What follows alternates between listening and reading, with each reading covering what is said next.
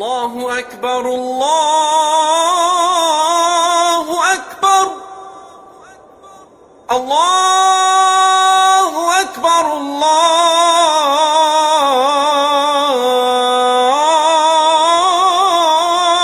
أكبر.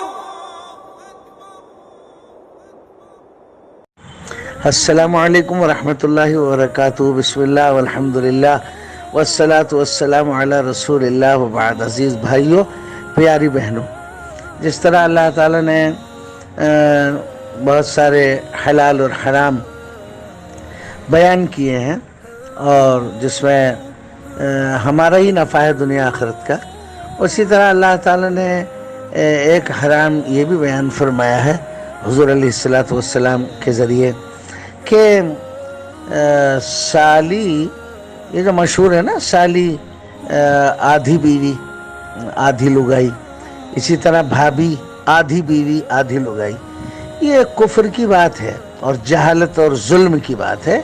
اسلام اور ایمان اور پاکی کی بات اور انسانیت کی بات نہیں ہے.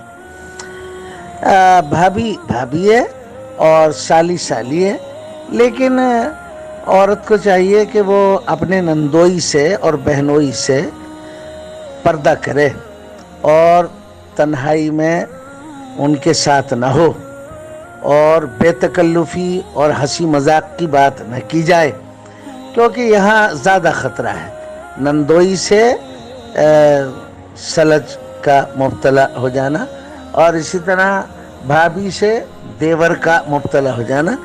اس کا غالب امکان رہتا ہے، بدگمانی تو ناجائز ہے، لیکن یہ کہ شریعت نے احتیاط کا اور زنا کے جہاں امکانات ہیں وہاں کا سد باب کیا ہے.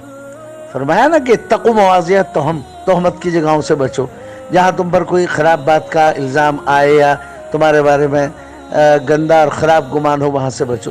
مثلا یہ کہ طوائف خانے کے راستے جو عورتوں کے گندے بازار ہوتے تھے، یا شراب کے بازار یا جوئے کے بازار، وہاں سے نیک شریف لوگ اور متقی صالح لوگ اور ایمان والے ادھر سے گزرنا ناپسند کرتے ہیں. اسی وجہ سے کسی کو خراب گمان بھی نہ ہو ہمارے بارے میں اور تہمت کا موقع نہ ہو اور خود ہمیں نفس اور شیطان بہکا پھسلا نہ سکے. اسی وجہ سے نا اسلام کی تعلیمات بہت ہوشیار اور دور رس، دور اندیش اور پاکیزہ ہوتی ہیں. تو اسی طرح فرمایا کہ نندوئی اور بہنوئی سے خاص کر بے تکلفی، تنہائی اور ہنسی مذاق نہ کی جائے. اور یہ جو ہے کہ سالی آدھی لگائی، بھابھی آدھی لگائی، یہ کفر کے یہاں ہے، اسلام میں بالکل نہیں ہے اور قطعاً نہیں ہے کہیں.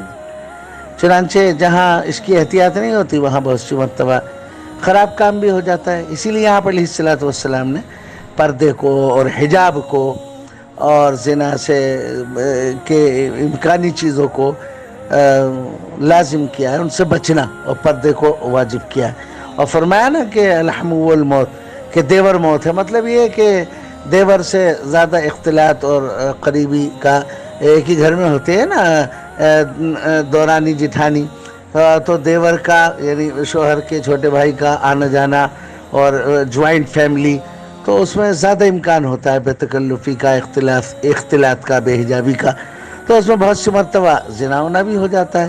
تو یہ موت ہی کا تو ذریعہ ہے نا. پھر اس میں سنگساری ہے یا رجم ہے یا کوڑے ہیں یا اور اللہ کی سزائیں ہیں. تو اور ویسے موت یعنی یہ کہ وہ زنا ہو جائے تو یہ موت کے مرادف ہے.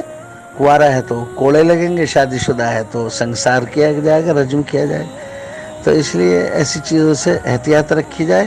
اللہ ہماری حرام سے حفاظت کرے اور اپنی طاعت نصیب فرمائے. والسلام علیکم. سبحان اللہ و بحمدہ، سبحان اللہ العظیم.